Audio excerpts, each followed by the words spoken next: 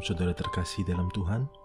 Bahagia sekali bisa berjumpa kembali dengan saudara melalui program Renungan Harian Channel 5M.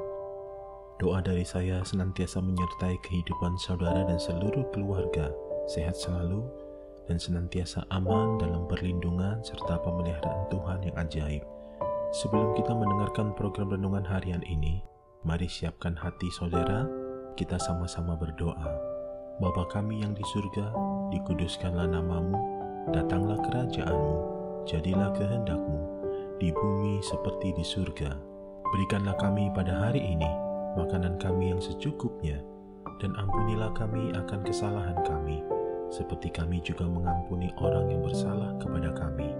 Dan janganlah membawa kami ke dalam pencobaan, tetapi lepaskanlah kami daripada yang jahat, karena Engkaulah yang mempunyai kerajaan dan kuasa dan kemuliaan sampai selama-lamanya. Berkati firman-Mu ya Tuhan, dan renungan harian yang akan kami dengarkan ini, beri kami hikmat-Mu, supaya kami dapat memahami kebenaran firman-Mu dan melakukannya dalam kehidupan yang sedang kami jalani saat ini. Terima kasih Tuhan, dalam nama Tuhan Yesus kami berdoa, dan kami siap diberkati melalui episode ini. Amin. Renungan diambil dari 1 Raja-Raja 3 ayat 5, demikian firman Tuhan. Di Gibeon itu, Tuhan menampakkan diri kepada Salomo dalam mimpi pada waktu malam. Berfirmanlah Allah, mintalah apa yang hendak kuberikan kepadamu.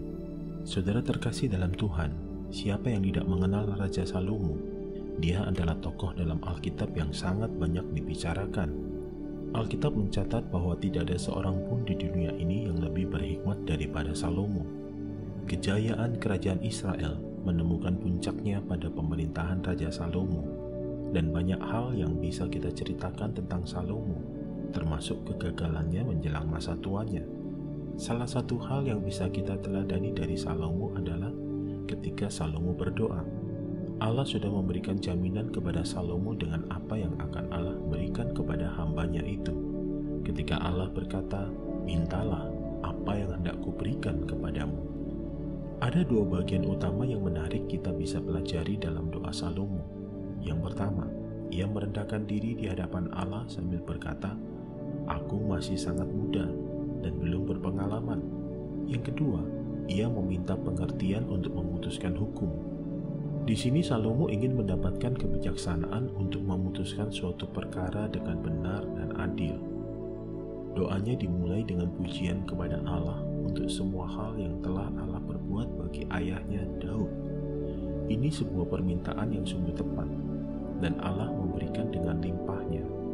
Jika Allah datang kepada kita dan berkata, engkau boleh meminta apa saja, kira-kira apa yang saudara minta kepada Allah? Manusia pada umumnya akan meminta kekayaan, jabatan, kesuksesan, ketenaran, dan hal-hal duniawi lainnya. Tetapi ingatlah saudaraku, semua itu sifatnya semu. Belajarlah bijaksana seperti Salomo. Panjatkan doa saudara dan inginkanlah hal-hal yang paling utama, suatu kasih karunia dan senantiasa menjadi saluran berkat bagi orang lain, bukan untuk kepentingan diri pribadi saja. Memang Salomo gagal dalam konsistensi dalam hal mengikuti Tuhan. Ia telah disesatkan oleh istri-istrinya yang masih kafir. Namun Salomo menjadi tokoh yang penting bagi kita dalam doa. Panjatkan sesuatu yang tepat kepada Tuhan.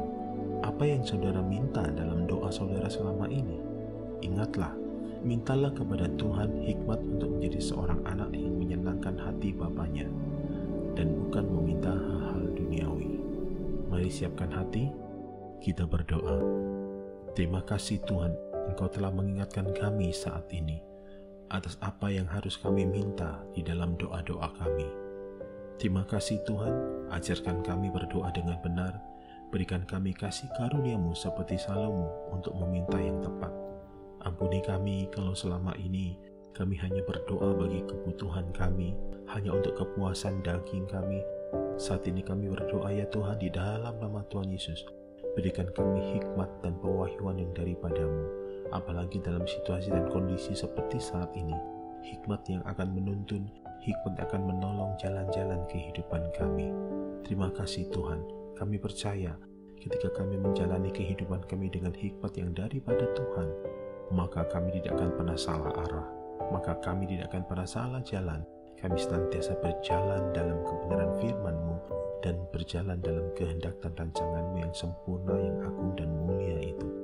Terima kasih Tuhan, terima kasih. Hanya di dalam nama Tuhan Yesus kami bersyukur, kami berdoa, dan kami percaya. Amin. Mari saudara, buka hati dan arahkan hati dan pikiran saudara kepada Tuhan.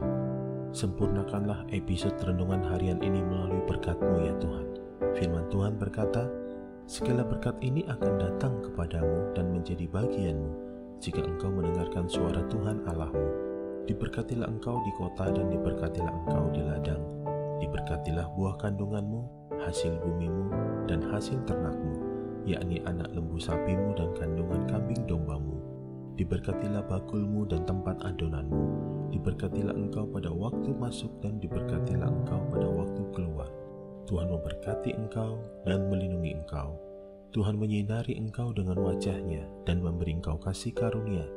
Tuhan menghadapkan wajah-Nya kepadamu dan memberi engkau damai sejahtera di dalam persekutuan yang manis bersama Roh Kudus saat ini, bahkan sampai Maranatha. Tuhan datang menyambut kita dan kita semua akan memerintah bersama-sama dengan Dia sampai selama-lamanya. Yang percaya telah diberkati oleh Tuhan, mari bersama-sama kita katakan, amin. Saudara terkasih dalam Tuhan, terima kasih untuk support dan kebersamaannya melalui channel ini. Terus doakan channel ini kiranya boleh senantiasa menjadi berkat. Sampai jumpa di episode berikutnya. Tetap jaga kesehatan saudara, sehat selalu, dan senantiasa aman dalam perlindungan Tuhan. Tuhan Yesus memberkati.